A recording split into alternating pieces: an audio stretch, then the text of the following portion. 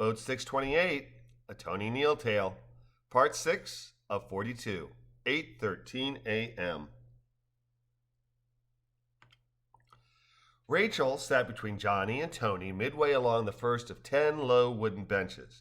Jean to Tony's right, and all four at the front of the NOC's packed chamber amid a 30-score-odd crowd whose murmurings filled the room with dozens and dozens of muted conversations as they awaited the mandatory safety lecture that preceded departure for their whitewater adventure.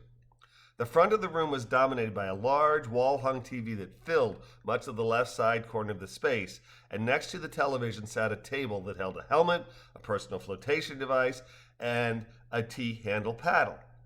The excitement of the burbling conversations was palpable, and as she surveyed the table, Rachel's mind flashed to nearly 4 decades old video footage of her very big-bellied, 9 months pregnant mother sailboarding with her inside on the calm waters of Moriches Bay beneath sunny skies, her mother's face beaming joy and anticipation of Rachel's imminent arrival. Rachel's memory made her smile, and her smile caught the eye of Johnny, a lovely, generation older man she'd met at the Broadwell Tree Farm in North Carolina, who she'd somehow allowed to talk her into a first and then second date prior to them becoming somewhat of a regular item. "We're going to have fun, you know," Johnny said, putting his right arm around her shoulder and bringing her close. "I do know," she replied with a nod and a smile, momentarily laying her head on his right shoulder.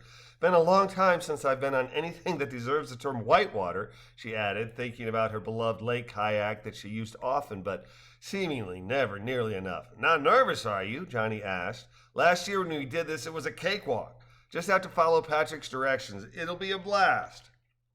"Not nervous, but how high was the river then?" "Not sure," Johnny said with a shrug, "but not worried about it either." "A lot of rain's come down since midnight," she said as Sam made her way to the front of the room and called for quiet. "Might be a whole different experience than last time," she whispered, squeezing the older man's right knee with her left hand as Sam again called for quiet, before launching into an energetic combination of video and live do's and don'ts on the river before segging to Q&A and then herding her flock to the equipment room for PFDs, helmets, paddles, and rainwear for those so inclined.